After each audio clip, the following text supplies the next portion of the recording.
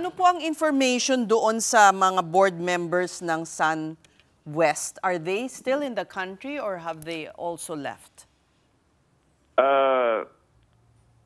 Sa amin pong pagkakaalam ay nandito lang naman po sa Pilipinas pa.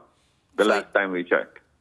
Angeli Alcazar, Aderma, Cesar... Except pa, meron po atang isa na nasa abroad pa.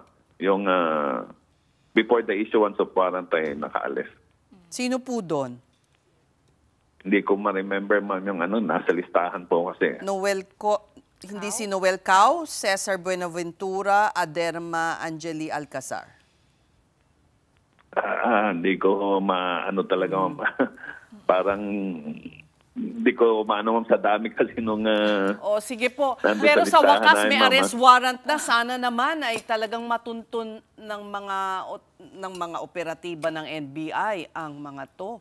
Dahil ito na yung po ang matagal nang inaantay ng publiko. Opo. Kaya nga po humihingi din po kami ng tulong sa ating mga kababayan. No? Any information that would lead to the arrest of these people is very much welcome po.